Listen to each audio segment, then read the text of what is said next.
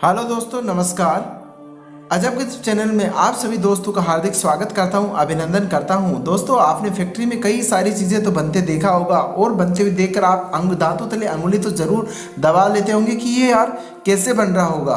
परंतु आज आपको आपके फेवरेट वस्तु के बारे में बताएंगे जिसके बिना आपकी पढ़ाई लिखाई अधूरी थी, और जब ये आपके पास नहीं होती थी तब आपने टीचर से खूब डांट और पिटाई भी ली होगी। तो वो आप सोच रहे होंगे ऐसी कौन सी चीज़ है जिसके बारे में हम आज आपको बताना चाह रहे हैं। तो वो आपकी फेवरेट चीज़ है आज की पेंसिल। कि पेंसिल आखिर फैक्ट्री में बनती कैसे हैं। तो चलो शुरुआत करते हैं उसके स्टार्टिंग पॉइंट से। आज हम पहले बात करेंगे लीड्स के बारे में। पेंसिल में जो लीड होती है कि आखिर वो बनती कैसे है। सबसे पहले ग्रेफाइट और चूना जो होता है उसको पाउडर फॉर्म में एक कंटेनर के अंदर दोनों को एक साथ मिक्स करके मिलाया जाता है पाउडर फॉर्म में। कौन कौन? ग्रेफाइट और चूना, इन दोनों को कंटेनर में अपन एक मिक्स करेंगे। मिक्स करने के बाद में क्या करेंगे, पानी के द्वारा इन दोनों पाउडर फॉर्म को अपन एक डो फॉर्म में यानी एक ठोस डो फॉर्म में इसको मिक्स कर लेंगे। मिक्स करने के बाद में इसको एक रोलर मशीन के द्वारा आपस में दोनों को अच्छे से दोनों को पूरा मिलाया जाता है एक दूसरे के अंदर, और फिर प्रेसिंग का कार्य करके एक छोटे से होल के द्वारा, एक बिल्कुल छोटा होल जो लीड की साइज का, उसके द्वारा इस लीड को बाहर प्रेशर से फेंक के निकाला जाता है। जब ये लीड बनकर निकालती जाती है तो एक विशेष रोलर के द्वारा इनको एक बेल्ट के ऊपर गिराया जाता है, और फिर बेल्ट से आराम से उनको उठाकर एक जालीदार, एक जो बर्तन डब्बा टाइप का होता है उसके अंदर इन लीड को भर के एक ड्राइविंग मशीन होती है, सुखाने की मशीन, उस मशीन में इसको डाल दिया जाता है। जब इसमें डाल दिया और कुछ देर वहाँ से सूखने के लिए छोड़ दिया जाता है। जब वो सूख जाता है तो वापस उस डब्बे को बाहर निकालते हैं और लीड को एक ओपन बॉक्स में अच्छे से फैला दिया जाता है। फैला के इसको थोड़ा बाहर मॉइस्चर के रूप में सूखने दिया जाता है। उसके बाद में इन लीड्स को छोटे छोटे डब्बों में भरा जाता है और उसके ऊपर क्ले के रूप में कुछ ऊपर लगाया जाता है, जो हीट रेजिस्टेंस होती है उसको इसके ऊपर रखा जाता है, और फिर इन सब को ले जाकर एक ओवन में शिफ्ट कर दिया जाता है, क्योंकि यहाँ पे इनको अभी आग की प्रोसेस से गुजरना होता है। फिर उसमें रखने के बाद में बिल्कुल पैक कर देते हैं, और फिर उसमें गैस की फ्लेम अंदर छोड़ी जाती है और वो हीट के संपर्क में आके वो जो लीड होती है वो सूख जाती है, और इनको फिर वापस ओवन से बाहर निकाला जाता है, और बाहर निकालने के बाद में इनको वापस वहीं ले जाते हैं। फिर अब अपन को दूसरा काम क्या करना है, जब ये लीड बन जाती है इसके ऊपर अपन वैक्स डाल देते हैं और इसको हार्ड बना देते हैं। उसके बाद में अपनी बारी आती है कि आखिर अपन अब कलर पेंसिल कैसे बनाएं। कलर पेंसिल बनाने का भी प्रोसेस वही है। इसमें क्या करते हैं, वो जो कलर होता है वो ग्रेफाइट के साथ अच्छे से इसमें मिक्स कर दिया जाता है, और अगर अपन को डिजाइन वाली पेंसिल बनानी है तो उसके लिए अपन दो कलर को इसमें अच्छे से मिक्स करेंगे, और मिक्स करके उसको एक मिलिंग मशीन में अच्छे से मिला देंगे।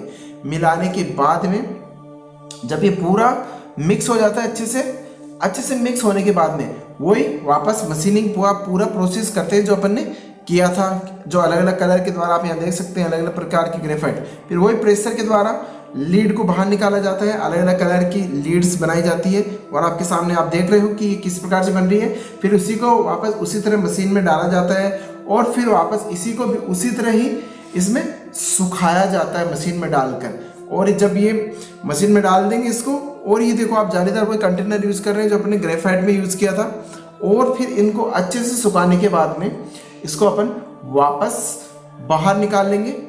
अब बारी आती है लीड जब बनकर तैयार होगी कि अब अपन पेंसिल की कौन सी लकड़ी तैयार करें। तो इसके लिए एक ऐसी लकड़ी की जरूरत पड़ती है जो शॉर्पनर से अच्छे से शार्प हो जाए।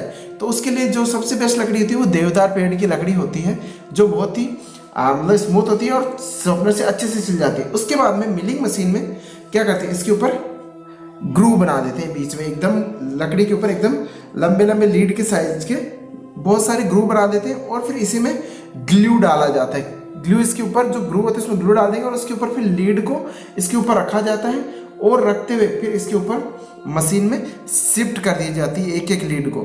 जब इस पे ग्रू में जब लीड बैठना शुरू हो जाती है, वो आप देख रहे हो कितनी स्मूथली आसानी से इसके ऊपर लीड को बिठा दिया जा रहा है मशीन के द्वारा।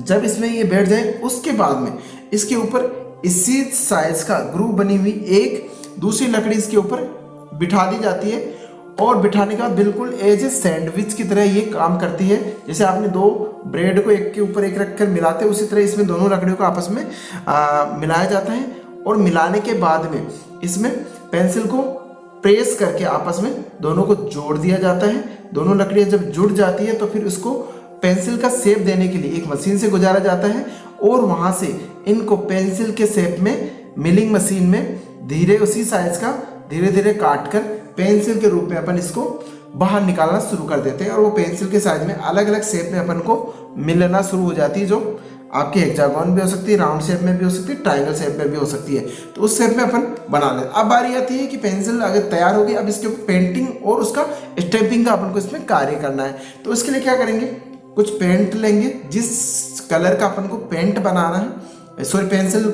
का कलर करना है, उसी डिजाइन का अपन पेंट ले लेंगे उसी कलर का, और पेंट को अच्छे से अपन लोग क्या करेंगे, एक बाल्टी में पूरा का पूरा मिक्स कर लेंगे।